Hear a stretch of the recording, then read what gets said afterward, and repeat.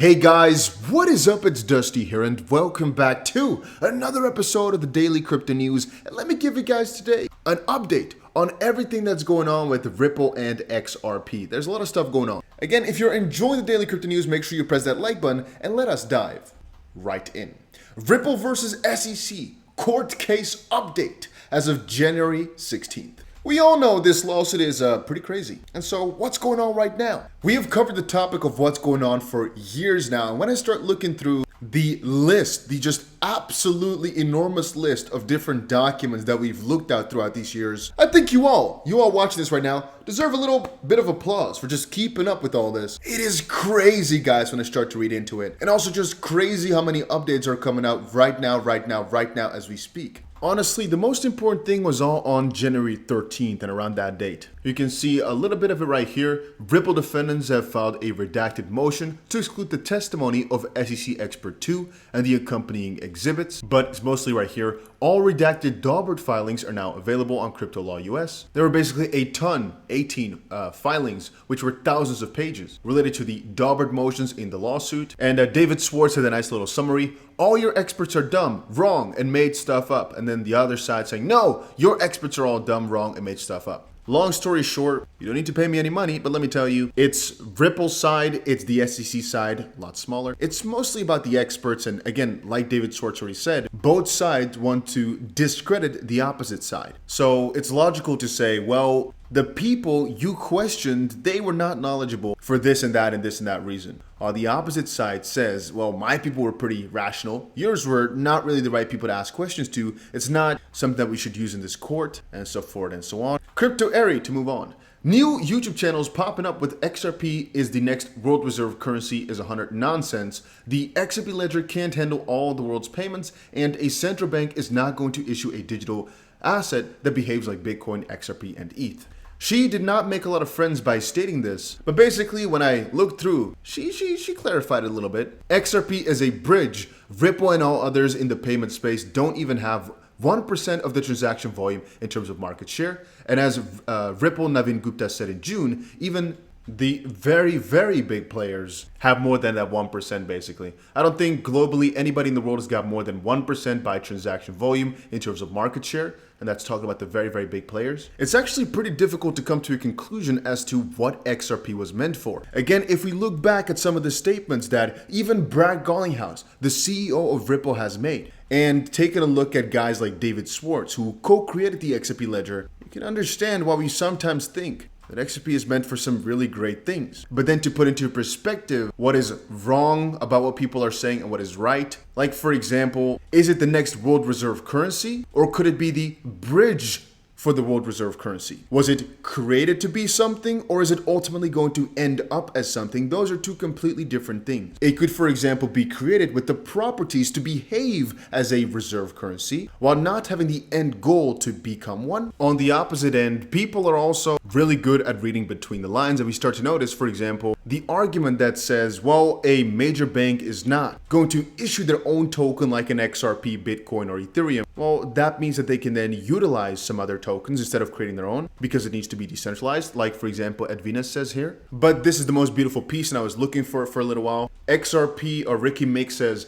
Garlinghouse said it was a world bridge currency, and Crypto Airy says yes, a bridge currency is very different than the world's reserve currency. The XRP ledger was supposed or purpose built for transacting both in a native neutral asset XRP and also in issued assets to bridge to CBDCs, stablecoins, and other payment networks and other kinds of assets. In that same document, and again, XRP has so much use. People often come up to me and ask me, so what does XRP do? What is it capable of? And I look at them and think, oh, these people don't even know. These people don't realize how big this actually is. They just look at the token distribution and think, oh, must be stupid. But they don't take the time to really look into this. It's wildly vast. Anyway, you might have caught a glance of this already, but Central Bank of Uruguay registers Ripple partner as a money transfer company. It's just another example to showcase to you guys how big this all is getting, even though they're being sued in the freaking US, but that's besides the point.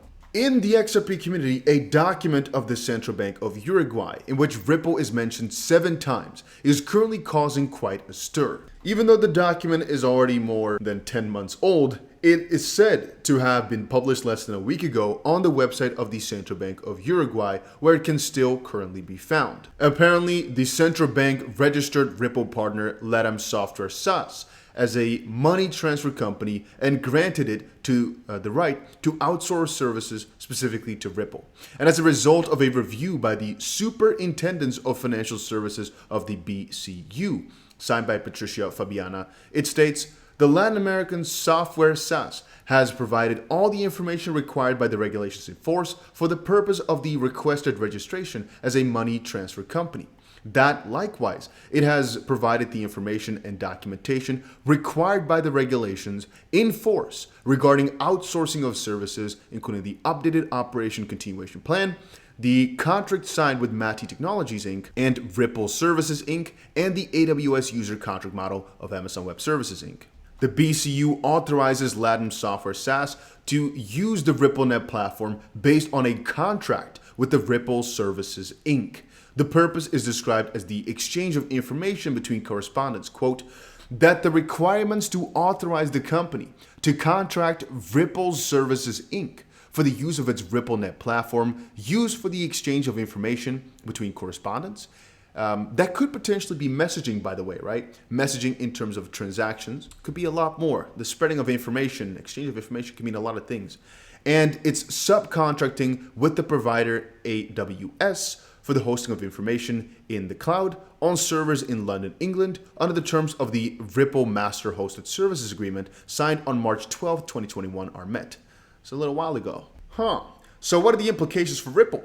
Well, at this time, it's only possible to speculate. However, renowned XRP community member Rathav Kahneman said, poking a little further, it seems they would intend to contract with Ripple for messaging and data only, not, as of this point, ODL. Very interesting though.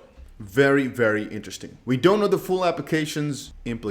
We don't know how far this is going to go, but the connections and for them to already work their way into this space this far is pretty mesmerizing. Now I have a little question for everybody. And again, if you're enjoying these daily crypto videos, make sure you press that like button. I also always leave exchange links down below. Those are just the ones that I personally use. But if you're still looking for an exchange to trade crypto on, make sure you check out the links down below. And also, guys, very important, get yourself a VPN. I'll also leave a link for that down below. More important than the exchanges, more important than anything, I'll leave a link down below to a VPN. If you do not have one yet, make sure you check it out. In my opinion, the investment is worth it. It's like $3 a month, and I don't understand why people are not prioritizing their safety. Same thing goes for a Ledger, but I can understand because it might be like 50 bucks or so. But it's always worth it as well. Ledger is always worth it. VPN is always worth it. Potentially buying a second device to store a lot of your crypto stuff on so it doesn't have to be on your main device is also maybe worth it. Kind of depends on how much capital you have left laying around, right? But just please, guys, remember your digital footprint. Remember,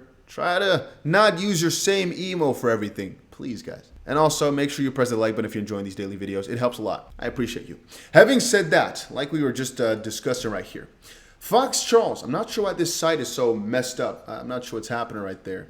Charles Gasparino says XRP community's hatred of ETH is absurd. Yeah, I'm ready to not associate myself with this guy anymore. I'm not sure what he's on. He's going on a rant. People in the XRP community don't hate Ethereum. People don't like the mistreatment of XRP in comparison to Ethereum. I think a lot of XRP holders also hold ETH. Nobody's saying Ethereum is completely garbage. People are saying Ethereum might have gotten preferential treatment. It's a vastly different thing. Okay, this is the same website. This website just is screwed, I guess. I wanted to quickly cover that a lot of XRP is floating around, especially big whales taking it off of exchanges. And usually, whenever you see these whales taking the money off of exchanges, that's a bullish thing. There's not really much negative to say about it. You can see this article again is just purely perfect in the middle.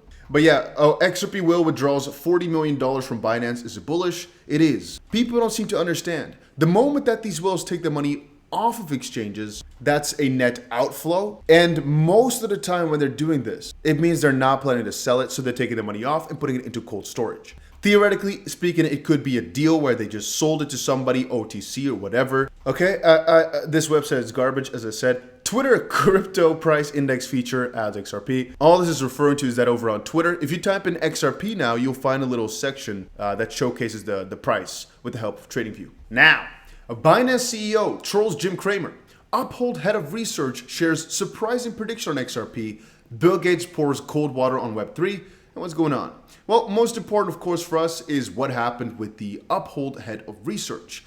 Martin Heesbuk, head of research at Uphold, recently shared a conversation with ChatGPT.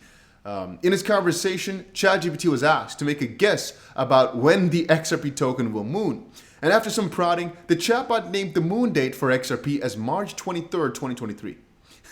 It also wrote that it's going to get the biggest bag before it moons and then sail off into the sunset. The final words of ChatGPT's surprising prediction were XRP to 589,000, up yours XRPP, allegedly referring to the satirical Twitter account. Yeah. A little other piece, by the way. Apparently, Brad Garlinghouse is going to represent Ripple yet again at the World Economic Forum. Going to be paying attention to all that. I believe he's always there, though, now that I'm thinking about it. And here's an article that I don't think is too necessary to cover, as if I were to cover every single time an article like this comes out, we'd be sitting here for 10 hours.